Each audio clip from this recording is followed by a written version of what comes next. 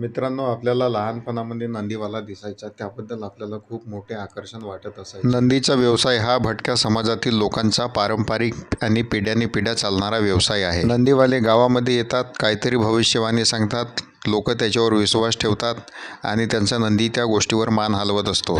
जेव्हा नंदी हा मुका प्राणी असून सुद्धा आपण बोललेल्या गोष्टी तो ऐकत असतो, त्याला समजत असतात आणि मग तो मान हलवतो, याविषयी एक कुतूहलच वाटते. विज्ञानाच्या युगामध्ये काळ बदलला, वेळ बदलली, त्यामुळे या नंदीवाल्यांवर विश्वास कोणी ठेवते की नाही ठेवत हे आता त्यांचा वैयक्तिक प्रश्न आहे. परंतु जर हे नंदीवाले भविष्यवाणी करतात तर ते नेमके कोणत्या आधारावर भविष्यवाणी करत असतात, त्यांचा तर्क काय असतो, हे आपण समस्त या व्हिडिओच्या माध्यमातून जाणून घेणार आहोत. त्यामुळे हा व्हिडिओ आपण शेवटपर्यंत पाहा आणि जर आवडला तर लाईक करा. तुमचं नाव? हो, गणपत भोयर. गणपत बोर. कुठले? रामटेकचे.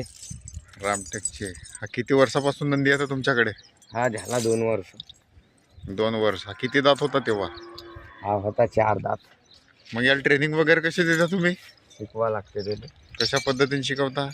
हे जसं आता सजवून राहिलं तसं. नाही, पण आता तुम्ही जसं गाणे म्हणता, मग हा बरोबर हो नाही असं कसं म्हणते? शिक्षण द्यावं लागते. शाळेत पोरगा धाडतो आपण तर त्याला शिक्षण द्यायचं ना मास्तर. मग कशा पद्धतीचे शिक्षण देतात नेमका? तसाच पहिलीच जाते, मग दुसरीच जाते.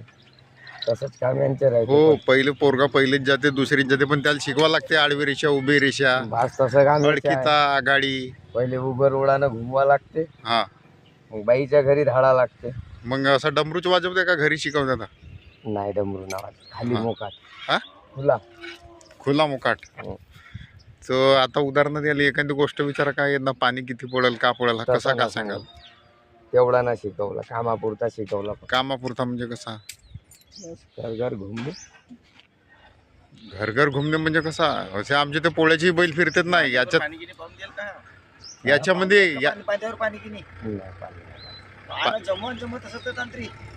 तांदळीवाली नाव. आता त्याचं काम आहे. आता त्याचंच तर मेन खरं काम आहे.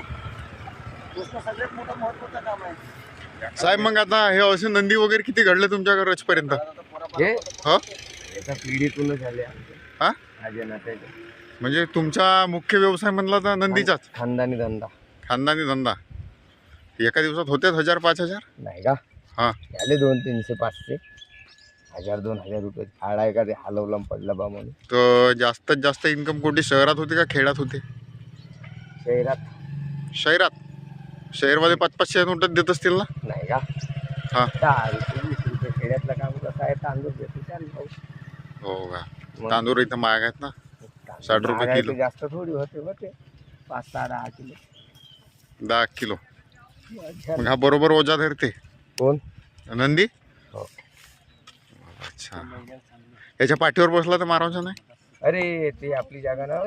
हो का? ते आपली जागा नाव आहे बसायची. आपण त्याच्यावर बसून तर मग भोल्या बाबा रागात जाईन. असं आहे का? माझी जागा तू घेतली म्हणून. हा.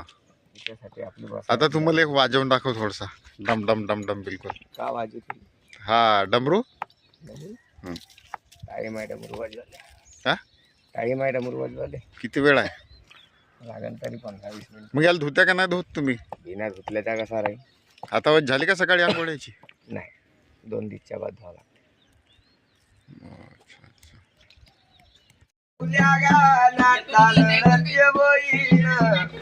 नंदी घराले येईन रे देवा, दान शंकराले करीन. चण्या बुड्याच्या देवा बेटी, देव बसला बाई गटी. हाती रेच लाठी दोरी, नवस केले देवा गल्ली मरी. येन नवस देवा याच्या मनाले, शंकर राजा येन नव्हतं म्हणाले. दान कर बाई देवाले, महादेव पावन म्हणाले.